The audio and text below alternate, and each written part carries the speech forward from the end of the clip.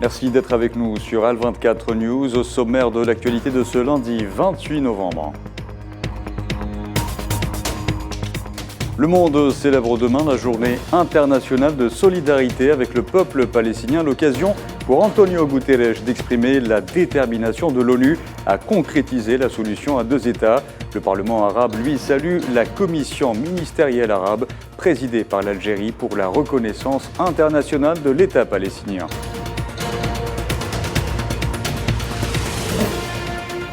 La journée internationale de solidarité avec le peuple palestinien, c'est aussi l'occasion pour de nombreux militants marocains de dénoncer demain la normalisation du régime marocain avec l'entité sioniste.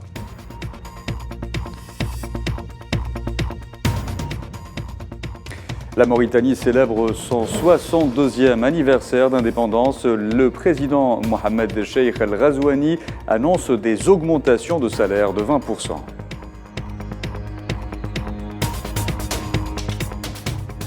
Et en Iran, le Parlement adopte le projet de loi pour l'adhésion de Téhéran à l'Organisation de coopération de Shanghai, réunissant actuellement 8 pays dont la Chine, l'Inde et la Russie.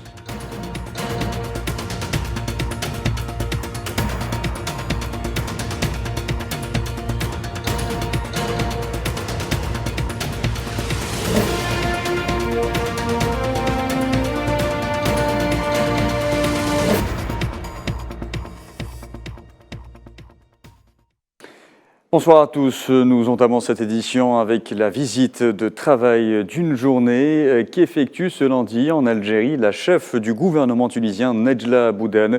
Elle a été reçue cet après-midi par le président algérien Abdelmadjid Tebboune avec qui elle a abordé la coopération stratégique entre la Tunisie et l'Algérie dans la conjoncture actuelle, mais aussi les prochaines échéances bilatérales, en particulier à l'occasion de la grande commission mixte algéro-tunisienne. أنا مسرورة جدا بتواجدي هنا في الجزائر. تحية للجزائر. Je souhaite exprimer ma joie de me trouver en Algérie. Je salue l'Algérie en tant qu'État et peuple. J'ai eu le grand honneur de rencontrer le président Abdelmadjid Tebboune et je lui ai transmis les salutations de son frère le président tunisien Kais Saïed et ses félicitations encore une fois pour le succès du sommet arabe à Alger début novembre. Aussi, nous souhaitons davantage de succès à l'Algérie. Je suis ici dans le cadre des échanges avec mon frère Ayman, des échanges de points de vue et du suivi des projets inscrits à l'ordre du jour des travaux de la grande commission mixte algéro-tunisienne. Nous examinons également les moyens d'aller vers un partenariat stratégique global et renouvelé. Avec mon frère Ayman, nous avons aussi évoqué les préparatifs de la prochaine commission mixte prévue à Alger. Enfin, je souhaite remercier l'Algérie pour ce qu'elle a apporté comme soutien à la Tunisie dans ce contexte précis.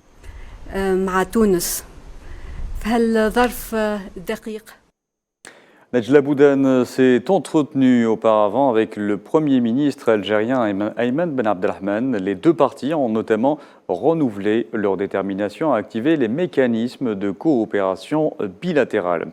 Et dans notre dossier consacré à la question palestinienne, les Nations Unies sont déterminées à concrétiser la solution à deux États.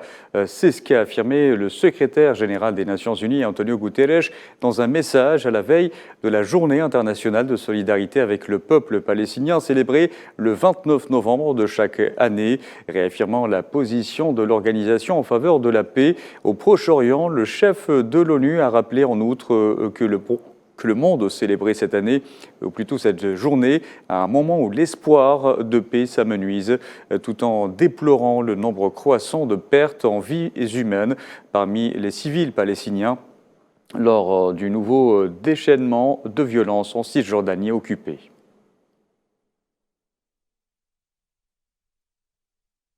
Et la question palestinienne a enregistré de nouvelles avancées après le sommet de la Ligue arabe à Alger.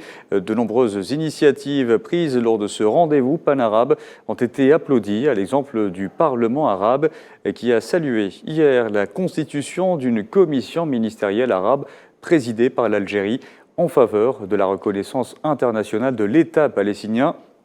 et son admission aux Nations Unies en qualité de membre à part entière. Nariman Zekar. La constitution d'une commission ministérielle arabe présidée par l'Algérie en faveur de la reconnaissance internationale de l'État palestinien et de son admission aux Nations Unies, saluée par le Parlement arabe lors de la séance de clôture du 3e chapitre législatif, en vue de soutenir l'admission de la Palestine en qualité de membre à part entière aux Nations Unies et en concrétisation de la volonté onusienne en faveur du droit palestinien à l'autodétermination. Le Parlement arabe n'a pas manqué par la même occasion de féliciter l'Algérie pour son rôle dans la réalisation d'une réconciliation nationale palestinienne à travers la déclaration d'Alger. Il a exhorté à ce propos l'ensemble des factions palestiniennes à œuvrer en faveur de l'unification du peuple et de l'indépendance. Dans le même sillage, le Parlement arabe a mis l'accent sur la nécessité de mobiliser les moyens nécessaires pour le parachèvement des investigations concernant les crimes de guerre et les crimes contre l'humanité commis par l'entité sioniste dans les territoires palestiniens. Il met en avant l'importance de s'en tenir à la légalité internationale et ses résolutions plaidant pour une action immédiate des Nations Unies pour mettre fin au pillage des terres et les restrictions au mouvement par l'occupation dans les différentes localités palestiniennes.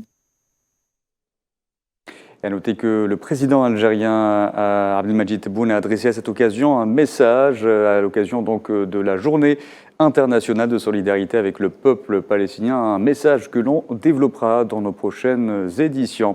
Et toujours à propos du dossier palestinien, 198 organisations palestiniennes et internationales ont demandé au procureur de la Cour pénale internationale, Karim Khan, et à la présidente de l'Assemblée des États partis à la Cour pénale internationale, Silvia Fernandez de Gourmandi, d'enquêter sur les crimes de guerre commis par l'entité sioniste contre la société civile et le peuple palestinien.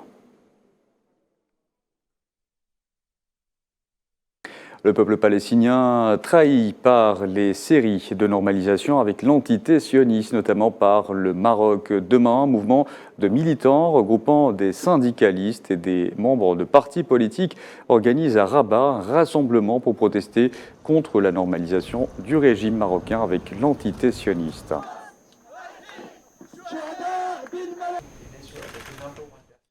Le Maroc également responsable des souffrances que subit le peuple du Sahara occidental. Le président de la République sahraoui et secrétaire général du Front Polisario, Brahim Ghali, a appelé à mettre fin à la politique de 2 poids 2 mesures, de discrimination et de différenciation injuste et honteuse dans le traitement des questions et conflits au niveau international. Cela est intervenu dans une lettre adressée aux dirigeants et militants du parti patriote turc à l'occasion de sa 11e Assemblée générale.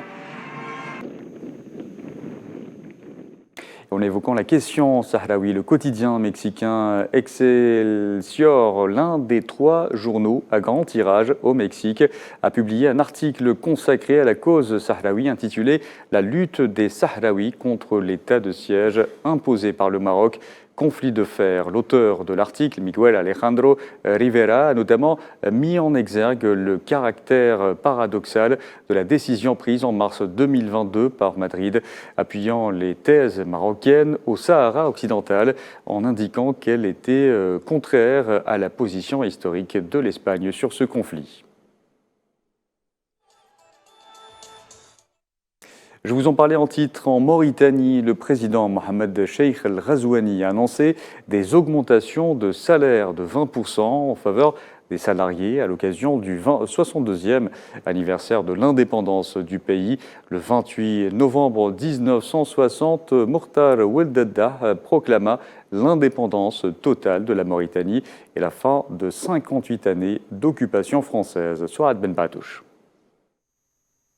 Tout comme ses homologues de la génération des leaders politiques issus de la décolonisation en Afrique, Oueldada a eu un rôle déterminant dans la naissance de la République de Mauritanie. Depuis l'arrivée des premiers colons en 1902, le pays a cumulé les statuts de protectorat, de colonie, de territoire d'outre-mer pour ensuite être un État autonome au sein de la communauté française. Le 28 novembre 1960, Ould Daddah prend les rênes du pays, mais le chemin vers l'indépendance est plein d'embûches. Le Maroc refuse de reconnaître la Mauritanie. Les pressions exercées par le royaume empêchent la jeune république d'entrer à l'ONU. Elle ne pourra y accéder qu'en 1961. Et la question de la dite souveraineté marocaine sur le pays ne sera réglée qu'en 1969, quand le défunt président algérien Houari Boumedienne organise une rencontre entre Hassan II et Ould Daddah pour dire le rôle bienveillant qu'a toujours joué l'Algérie en direction de ses voisins et pour leur insertion dans l'ensemble maghrébin. En 1973, Alger aura aussi pesé de tout son poids pour que la Mauritanie accède à la Ligue arabe en tant que membre à part entière. Alger va aussi apporter en 1972 un soutien important et décisif à l'indépendance monétaire de la Mauritanie, avec la fabrication de sa monnaie nationale l'Ouqiya et l'ouverture d'un compte d'avance en devises de 3 milliards de CFA. C'est pour dire que les relations entre Alger et Nouakchott ne sont ni superficielles ni ponctuelles, ce sont des relations profondes, ancrées dans le temps et dans l'histoire. Les deux pays entendent bien les développer et les consolider sur tous les plans dans le cadre d'un partenariat gagnant-gagnant et de respect mutuel, le respect de bon voisinage et de fraternité entre les peuples d'une même région. L'actualité africaine, c'est aussi au Mali, où une unité des forces de sécurité a annoncé avoir libéré 10 otages et appréhendé 4 criminels qui les détenaient à Missabougou, dont un franco-sénégalais, 2 Français et un franco-malien.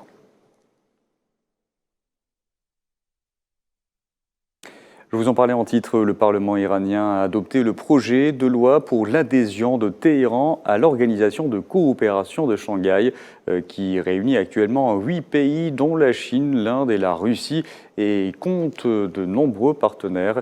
En septembre 2021, le 21e sommet des dirigeants de l'OCS, qui s'est tenu à Dushanbe, au Tadjikistan, a annoncé le début du processus d'admission de l'Iran au sein de l'organisation pour faire passer le pays du statut d'observateur de l'OCS à celui de membre à part entière. En Iran, toujours, le porte-parole du ministère iranien des Affaires étrangères, Nasser Kanani, a indiqué que son pays saluait la décision du gouvernement irakien de déployer des forces dans une zone frontalière du Kurdistan irakien, région autonome où sont basés des opposants kurdes iraniens. Nous avons appris que le gouvernement irakien a décidé de déployer ses forces sur la frontière commune avec la région du Kurdistan irakien et nous espérons que cela se produira conformément aux engagements et aux promesses de Bagdad de sécuriser les frontières communes. Nous saluons cette décision.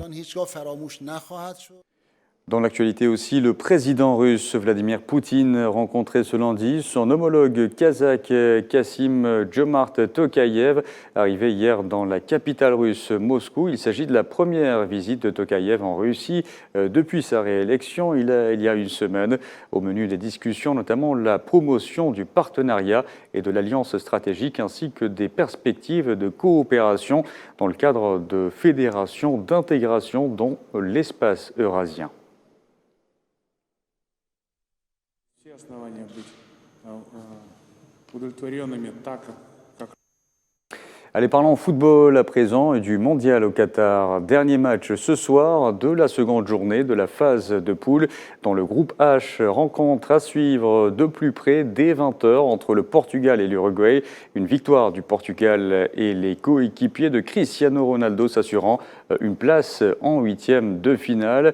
Une défaite par contre de l'Uruguay l'éloignerait encore plus d'une qualification au prochain tour. Dans le même groupe, le Ghana se relance et peut espérer, après avoir battu dans l'après-midi la Corée du Sud, 3-2 dans le groupe G. Le choc de la journée entre le Brésil et la Suisse s'est achevé sur le score de 1-0 en faveur du Brésil. Dans la matinée toujours, et pour le compte du même groupe, le Cameroun est revenu de loin pour arracher le point du match nul, 3 buts partout face à la Serbie. Voilà, c'est la dernière information de ce journal. Merci à vous de l'avoir suivi. Vous pouvez revoir ce programme sur le site d'Al24 News ou à travers nos différentes plateformes. Il vous suffit de scanner le QR code qui s'affiche en bas de votre écran. Excellente soirée à tous.